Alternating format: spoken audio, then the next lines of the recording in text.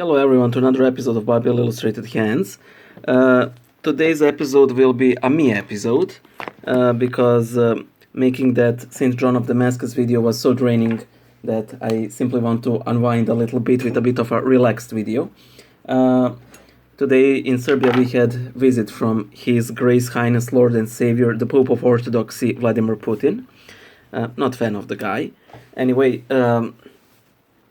also, my iconography classes are going well. As you can see, I'm learning how to shade the vestments.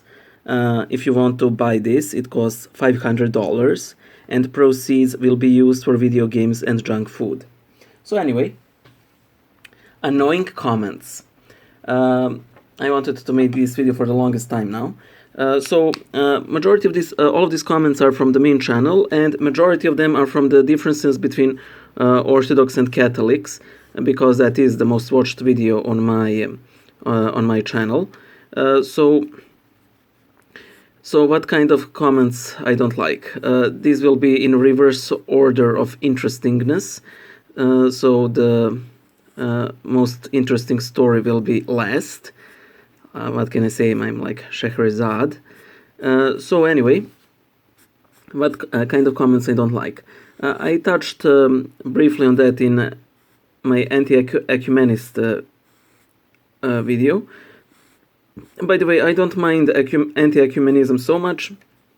I just mind toxicity. Everyone can be toxic, and it is always a bad idea. So my camera is falling. So anyway, I on that channel I also hate hell calling.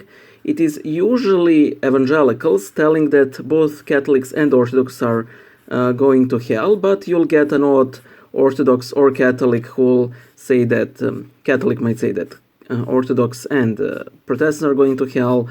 An Orthodox may say that Catholics and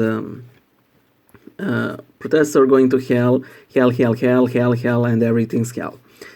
Yeah, I hate those. I also hate when evangelicals usually post this wall of text or a collection of Bible verses that supposedly debunk Orthodox and Catholic beliefs. I usually respond to such comments with please stop spamming or I'll ban you from the channel, and I usually do. I also get I don't get these too often, but they're annoying. I get these comments regarding my narration. Usually you speak too fast, you speak too slow, or something like that. Or regarding my voice. Hey guy, you have a horrible voice, you sound horrible, and so on. But people are usually very self-conscious about their voices. Nobody likes to hear their voice recorded. But if you ever wanted to make a podcast or a YouTube channel, go for it. You'll get used to your own voice, and it will help your self-esteem. Some life advice from a fat Serbian reader. What else I hate? Oh, there are so many. Oh yeah, this one I get so often, and this is the only type of comment that is essentially, well-meaning. I know that masses are done in vernacular. That is why I said in the video that traditionally Catholic Church used Latin to make services incomprehensible. But I should have emphasized that they don't do it a lot today, but everyone feels compelled to correct me, and it's annoying. Also, somewhat less people are Catholics usually reply, I don't make my sign of cross that way. And okay, that was a mistake, yeah. I thought that majority of Catholics used 5 fingers for the sign of the cross, but it seems that it's more of a European thing than anything. I don't like when atheists comment on my channel. There are some nice atheists, some are really great. I don't want people to think that I bash all atheists. But you get that usual nonsense like, oh, Sky Daddy, Sky Wizard, blah blah blah. Oh wow, you're also original. I'm glad that none of them that each one of them is such a free thinker that they don't parrot other people's words, which they totally do, in the case somebody missed out on my sarcasm. I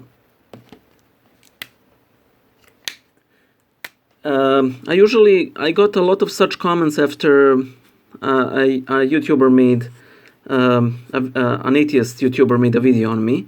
In the case you know who that is, don't go and harass him on his channel, even though in his comments he said that he no longer puts up a disclaimer telling his audience not to go to other people's channels. I'm not saying that he intends his audience to annoy others, but that is how it comes across. So yeah, just because you don't think that God is real, you have to realize that after all, religious people do consider their God to be the most important and holiest thing in their life, and just a little bit of respect with disagreement can come a long way in mutual understanding and dialogue. So I hate those toxic comments on my videos, but I want to tell you a very interesting story about one user on my who left a comment. He was a Baptist pastor, and he left a comment on the Icons of Heresy video. He essentially said, why do you use icons? And then he put a couple of quotations from the fathers of the church, how icons shouldn't be used, and so on. So we started debating, and I couldn't convince him, he couldn't convince me. Things aren't going, he's toxic throughout. We're debating, and whenever he starts that he's not reaching out to me, he would simply repost all those initial comments, and it was very annoying. So I decided to, change the turf of the battle, and because he was a Baptist, and he says that Bible is very clear that icons shouldn't be used, I asked him, well, do you think that Eucharist is body and blood of Christ? Now, because he knew I had him cornered, he said, oh, I'm not responding to that one until you respond to those accusations about icons. And I'm like, oh, is that the way we're going to play? Banned. So I banned him. But that's not the end of things. He added me on Facebook. I didn't know who he was initially. I accepted the friend request because I'm an idiot. See, I can tell myself I'm an idiot. I don't tell always other people that they're idiots. I tell others too. I tell it myself as well. So that the guy... the split second I add him, he posts the same comments on the most recent Bible illustrated image on my personal profile. And I'm like, you know what, I'm not getting involved with this, let him stay on the profile. I couldn't care less, and I should have cared less, because a friend of mine, Father John Cox, well, he started debating with him, and they're debating forever, and the same thing happens. Except this time, Father John got him cornered, but he's not relenting. He still accuses us of worshipping icons and other such similar nonsense that is so 7th century. So,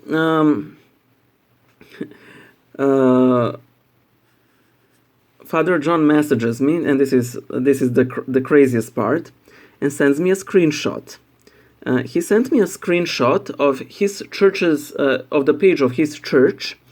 That Baptist pastor actually had the guts to go to his page, and under reviews tab, review it with 1 star, and as an explanation for his review, he placed again all those church father quotes, and I simply couldn't believe it. Like, wow, So Father John responds to that review with, I would just like to note that the pastor never attended our church, that he simply gave us a bad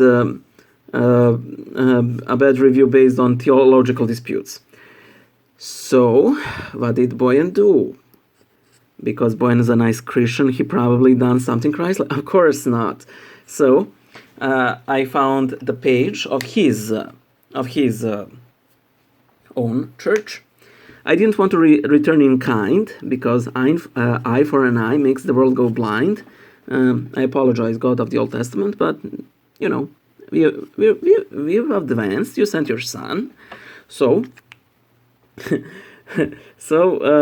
I went there, and lucky me, they were celebrating 500 years of Protestant Reformation.